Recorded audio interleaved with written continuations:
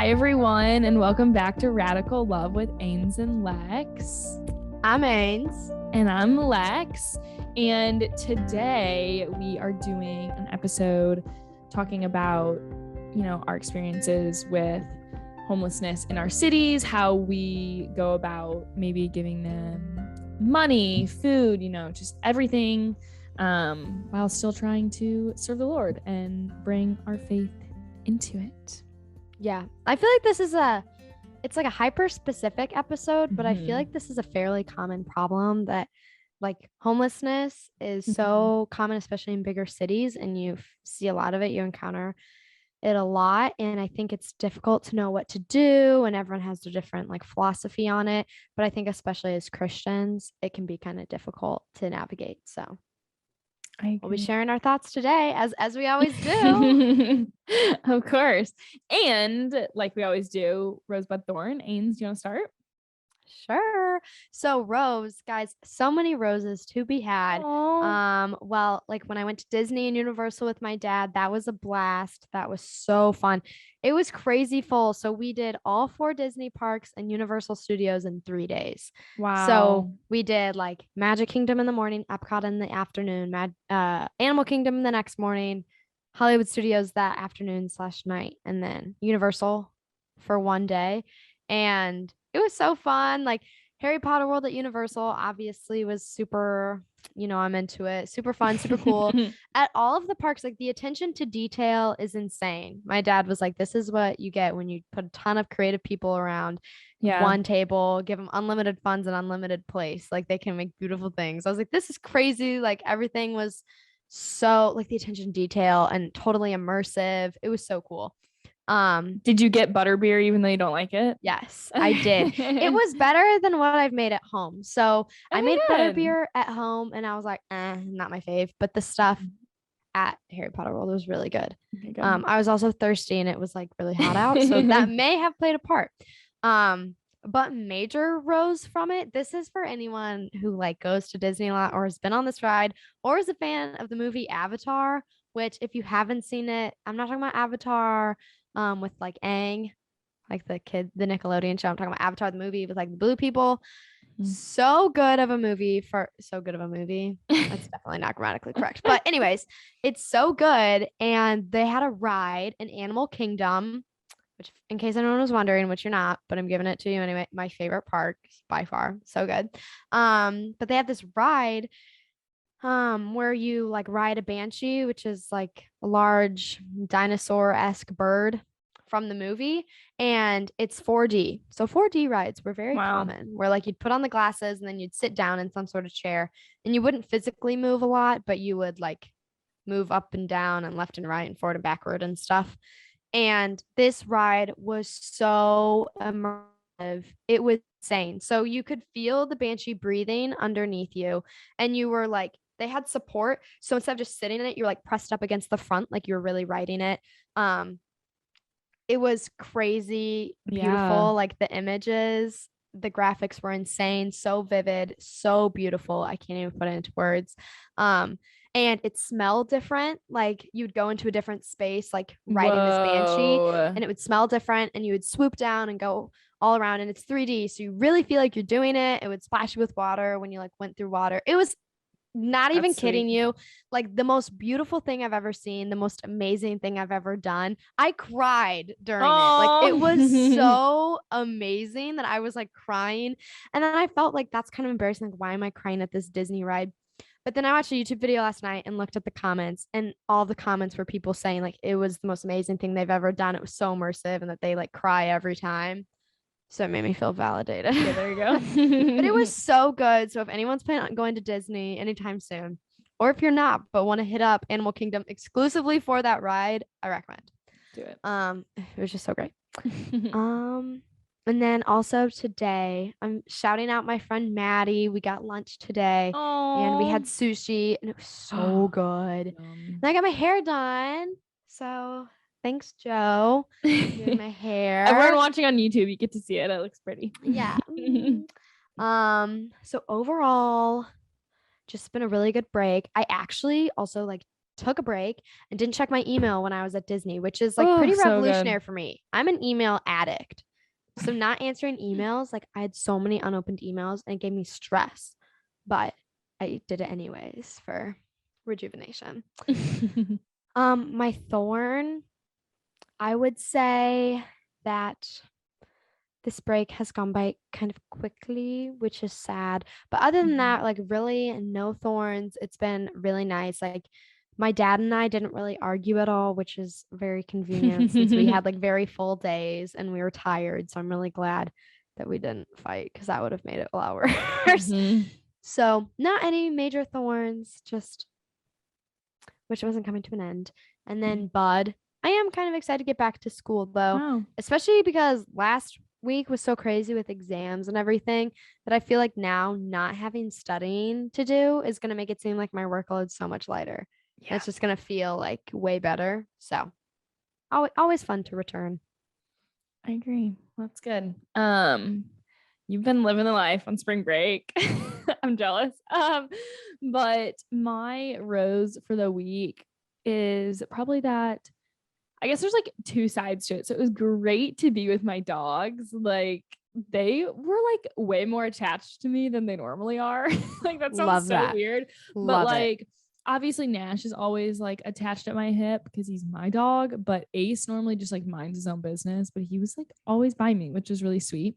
And then I started to miss my roommates, but then I got to come back for the second half of the week. And that was just really sweet. It's just been like so fun since I've been back.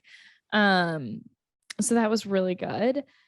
And then my thorn is just that this week has been so insanely hectic, just with all of my tests, and they finally come to an end. But now, like all the work that I put off because I was studying for the test is now like hitting me. So now Hate I'm that. Hate that. Yeah. Yeah. But another rose is that while I was back at home, I was able to get coffee with my grandparents, which was really sweet because I have not seen them in a really long time. Yeah. That was special. And then my bud is that tomorrow, Miss Holiday, our college counselor from St. Joe, she is coming through Atlanta. So we're gonna get coffee, walk around tech. I get to show her my life here, which is really fun. And then I have spring break to look forward to. Not next week, but the week after, but still one more week of school and then spring break. Lexi's buds are forward thinking. She looked forward to her Florida trip for a while. Like you have to start early to build up the anticipation.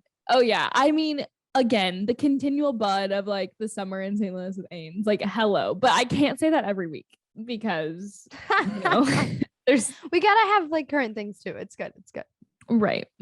So those are the things. But Ames, I know you have a few stories that I remember from high school. So please start us off. So this is gonna seem like a cynical start, but it's not. I'm just sharing my experiences. So this is something that's difficult for me, as with most people, like encountering homelessness and like homeless people, like let's say like for the purpose of this episode, when I'm thinking about this, I'm thinking of like someone at a stoplight who has a sign saying like anything will help, that sort of scenario. I think like working with homeless people, say like at a shelter or something like that, I think that's a bit more like hands-on than really what I'm thinking about today. So just so everyone's like knowing the situation I'm thinking of, I think that is like awkward, kind of a dreaded situation for a lot of us, but I don't want it to be for myself. And in the past, I've had some negative experiences because I do really try to give. And there was once I was at a gas station and I was like looking at the cash. Oh, 'cause I just want to know how much cash I had in my wallet. And this woman came up to me and was like, "Hey, do you have any cash?" And it was like as I was putting it back in my wallet, and I was like, "Yeah." And then she was like, "Anything that you have, like, could you help me get gas? Like, literally anything." And I was like, "Yes, like I don't have much. It's literally like $7, but here, like, definitely take it. Like, I don't know how much gas it'll get you, but for sure." And she was very polite. She was like, "Oh, thank you, thank you." It's like very, like so nice. But then she like took the money and like sped off and did not get gas. So Mm. maybe she was gonna get gas at not the gas station. I don't know. But she sped off way too fast. It was definitely like, not what I was expecting. And I was like, darn it, but it was $7. I mean, what's the big deal? And then there was another time that I was getting off of an exit from a highway, and I don't carry a lot of cash on me given that $7 story. Like I don't normally.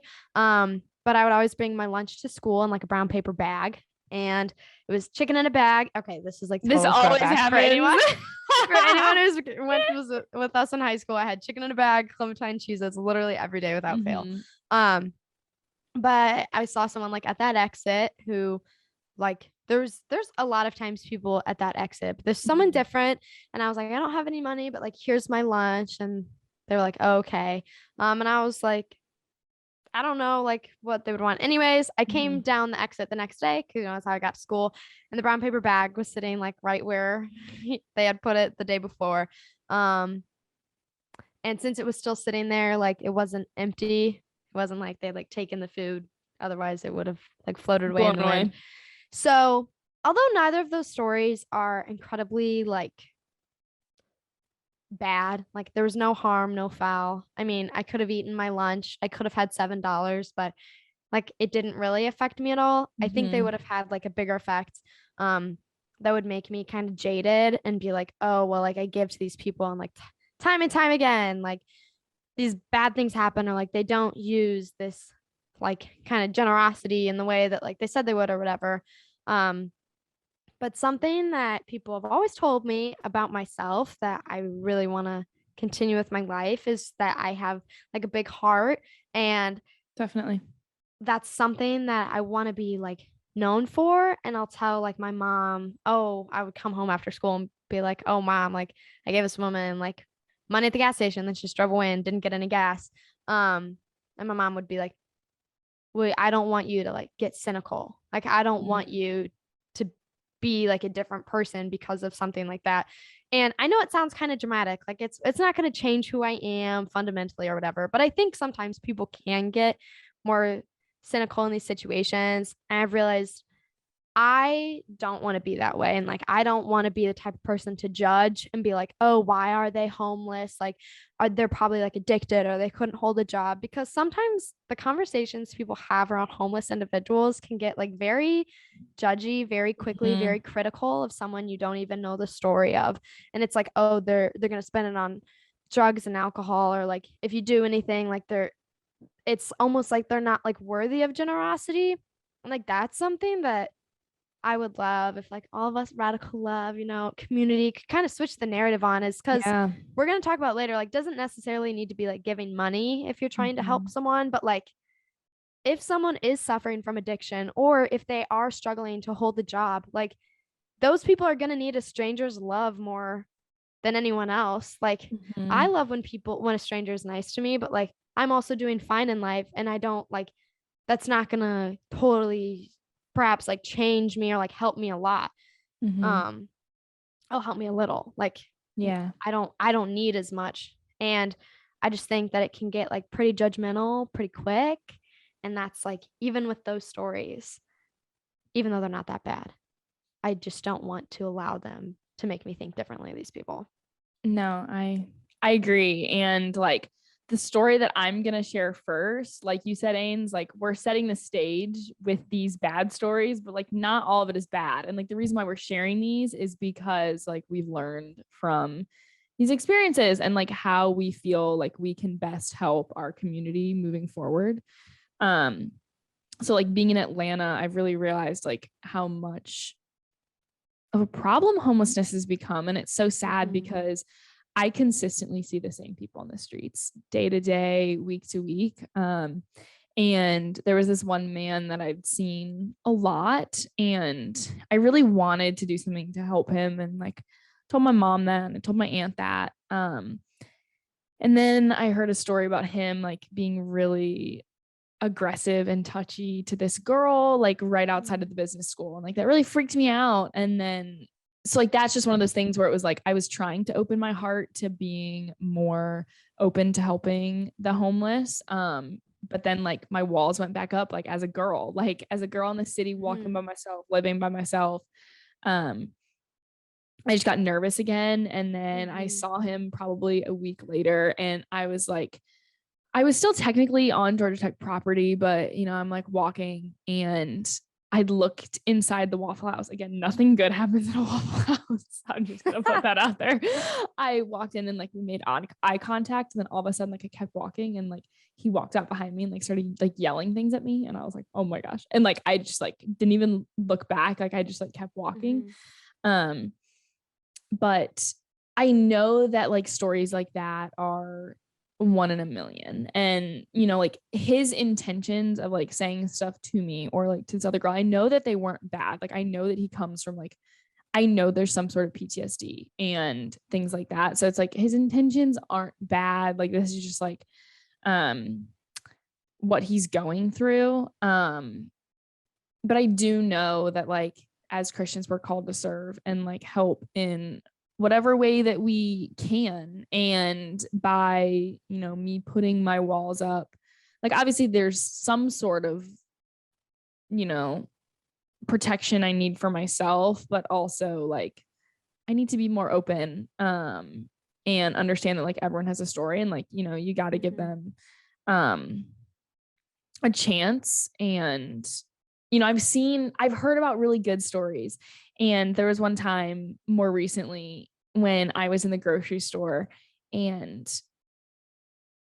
it really made me so excited to help the homeless more often, because there's a man in front of me and he looked really, really young, and he was trying to buy, it was literally just a sandwich, like a pre-made sandwich from Publix, and he didn't have enough money for it. And it was literally the easiest thing that I could do because it was like $4, and I happened to have cash on me. These $2 bills that I've been carrying around for forever that my dad's boss, that's fun.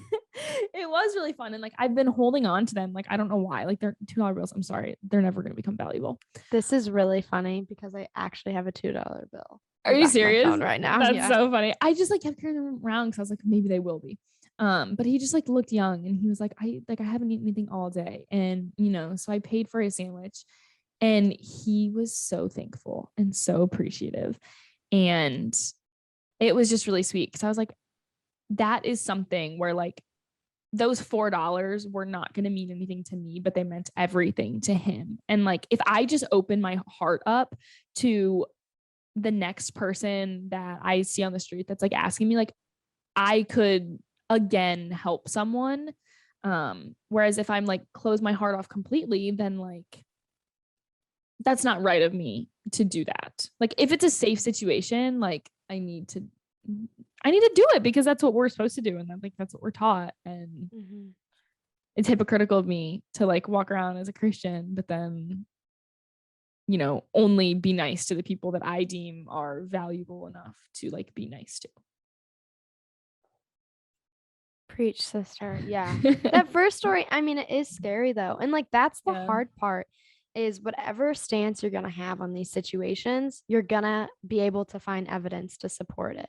And like that's the difficult thing. It's like a man being scary. Like that's every girl's worst fear. And especially us, like we're not big, beefy girls. No. Like we're small, cute little blonde girls that like if someone were to try to do something to me, like I would love to think that I could protect myself, and I would obviously do everything in my power, but like I'm 5 feet tall. Like I'm very limited here. Me too. And so it's really scary, but definitely I think just like treating people like people, and just realizing like some people like need things, and they may have made bad decisions in their past. They may have just been dealt a really bad hand, like a medical accident, and then they couldn't pay their bills. And then all of a sudden they couldn't pay rent on their house. And then it all like, it just can be so quick. Or even like that man in the Publix, like maybe he like had somewhere to stay, but not enough money to pay for like that sandwich. Like it's also nuanced, and I think that's really difficult, is we want to pass judgments that make it easy to understand a person's situation, but we just don't. And that's like the difficult thing about like our topic today, is because we all know that we're supposed to help, but it's like about figuring out what the right way is to do that. And I know what my aunt does, which I absolutely love. And like once I eventually get a car down here, like that's what I want to do. She has a bunch of bags in her car that she has. I think like there's granola bars in there. There's like a bottle of water and like other snacks, maybe some like a little thing of tissues, hand sanitizer, like stuff like that. And I feel like that's really valuable because like there is always that fear that I feel like will be in the back of everyone's head. Like, it's just like we're trained, like, oh, they're going to use if you give them cash, like they're going to use it for drugs or for alcohol.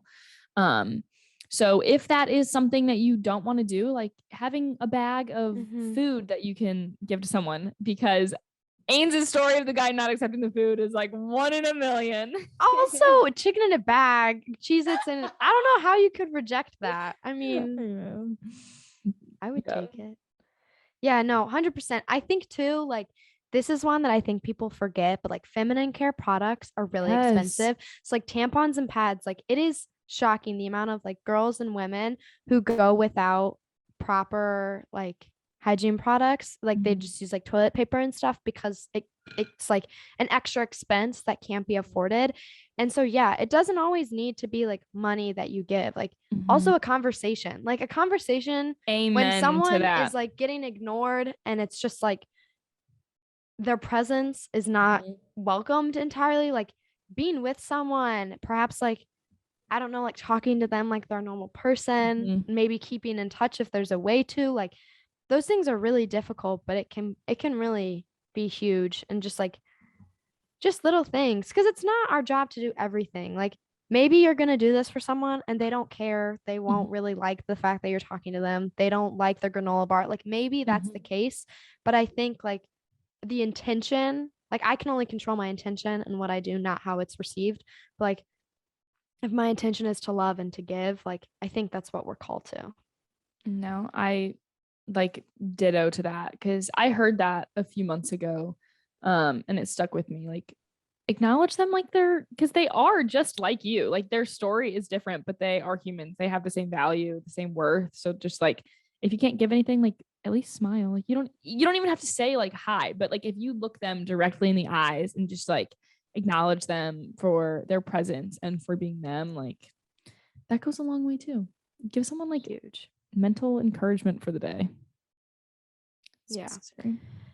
And my mom also, to like really show, I genuinely think like this is a different issue for Christians than it is for people who don't have faith, because I mean, I personally, I've been reading the Gospels more recently. I feel like Jesus's message is very clear, and it is to give, it is to be absolutely humble, to give everything, and to be like poor in everything, but like love God and like love people. And like, it's just, to me, I'm reading it, and perhaps this is just because of like what I'm feeling called to, but I'm like, this is crystal freaking clear. Like, I am called to give. So this is like a very easy quote to relate to this, but Matthew chapter 25, verse 40, truly I tell you, just as you did to the least of these who are members of my family, you did it to me. And my mom, so good, she always told me like, you never know who Jesus is. And she said that because of this quote. She was like, you don't know who that person is. Like, you don't know if it's like God challenging you, or like, you don't know what that story is. And like, we're called to treat that person as if they are our Lord, as if they are our Savior. Like, that's what Jesus very clearly says right there. Like, you want to treat me so well. Like, you want to like wash my feet, give me things, like do all of that, clothe these people, like feed these people, like do things for the people who need it. And I don't know, I think if that's how you also would interpret that, I think it's like a very clear call. And it's hard, it's not easy, and it's scary sometimes, or it's bad, but I just think like, as with that in mind, and like with the gospel in mind, like I know what I should do. And I think that is to like give in whichever ways I can.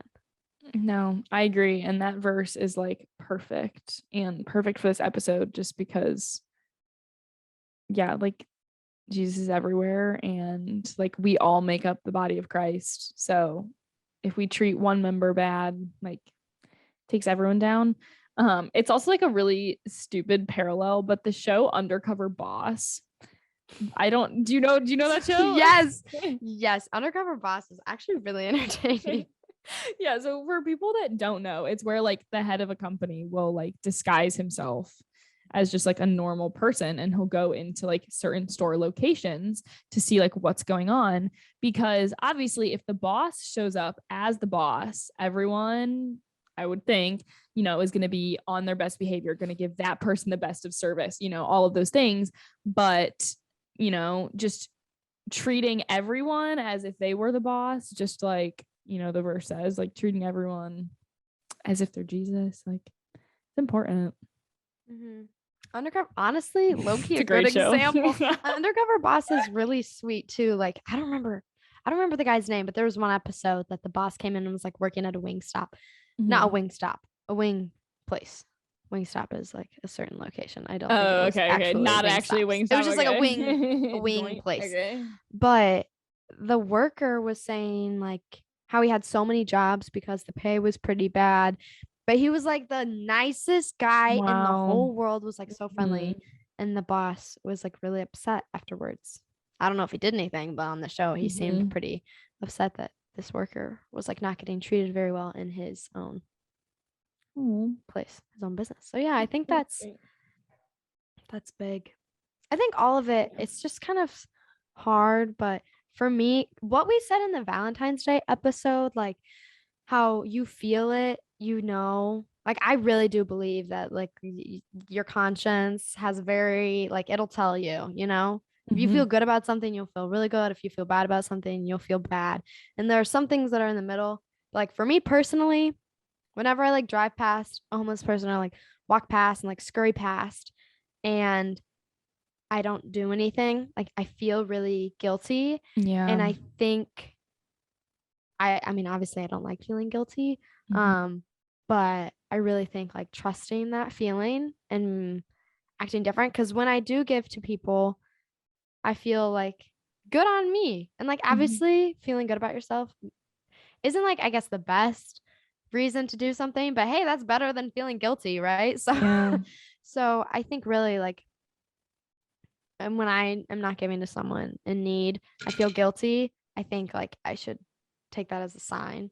And whether that's just like my conscience, or if it's like something that like God is telling me through that, or if it's just like naturally I feel that way. I don't know, like if it's necessarily a God moment or not, but I feel like really that's a big, it's a big thing for me as well. That makes me have this stance. Yeah, our anxious conscience, they're the guiltiest things you'll ever meet. Okay. Yeah, we really like if we do something wrong, it's gonna wreck us for a while. But yeah, but also like we're talking about like very specific examples of like seeing homeless on the street. But again, like if these are things that you're not comfortable with, like there are other ways to help those in need. Like you can go serve at a food bank, at a homeless shelter. If those are things that you feel like your work is going to be like directly received versus like thrown away or blown off. So those are always really good things to do. And I definitely like in my own life, I feel bad because I feel like I'm so up and down about serving. Like there's definitely were these times where I really am like, I need to do this. Like I remember it was probably like 3 or 4 months ago. And I was like, I just want to, serve at the food bank like once a week, once every other week. And I was like so set on that. And, the fact that that still hasn't happened for me, like, this episode is like a wake up call. Like, hello, just like you said, Ains, like the gospel spell it out very clear about how we are to act. So, we really do need to make it a priority because we are so fortunate when you think about it. I mean, I definitely know I am. And it just breaks my heart because, we were talking about like everyone's story and how, they came to be on the streets. And it's so sad to me because I know that like if I lost a job or something happened to me, like my parents would be there and my family and even my friends or like my friends' parents to like pick me back up off my feet. Mm-hmm. So it's just crazy to think about. Yeah,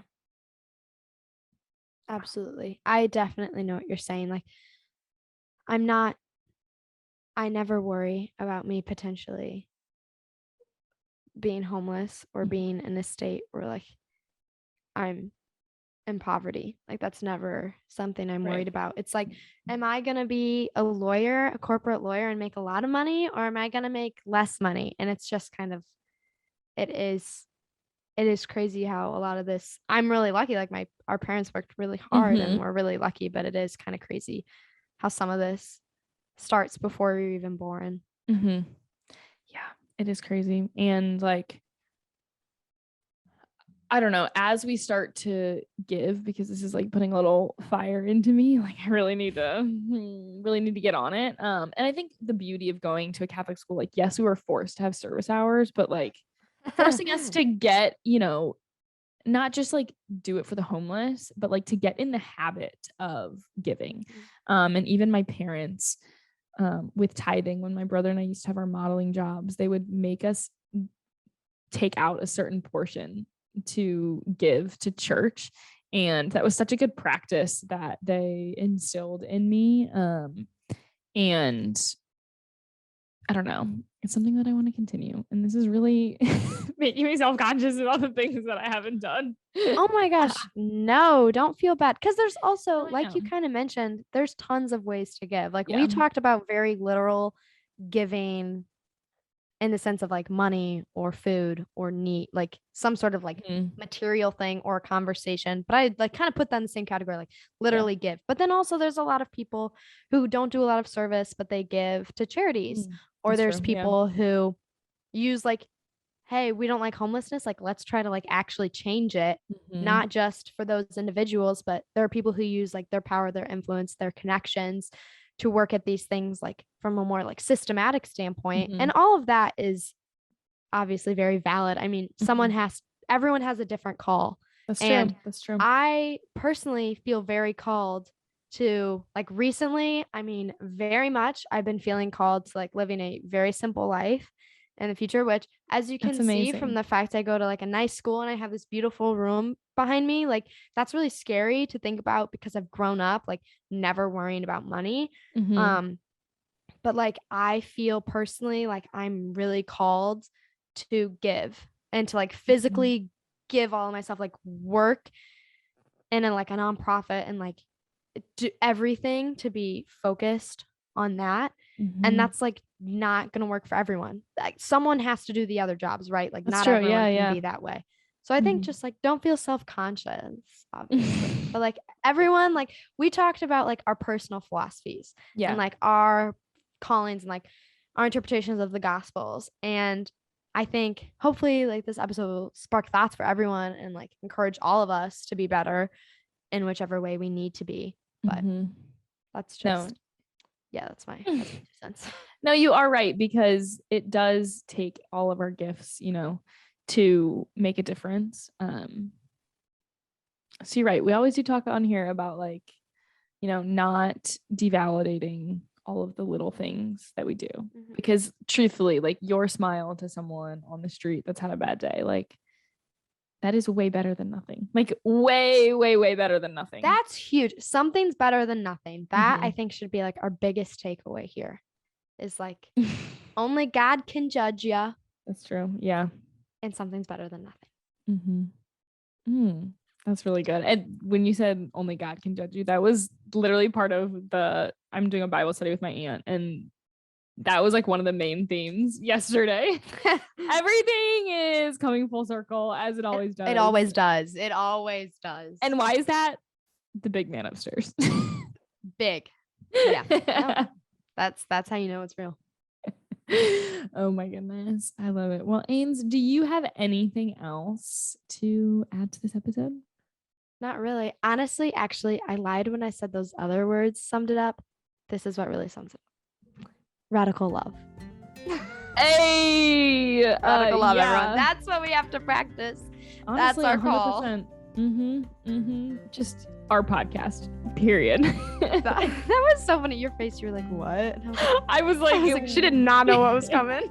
No, I'm surprised I didn't, because we make a lot of those statements saying that radical love just encompasses everything.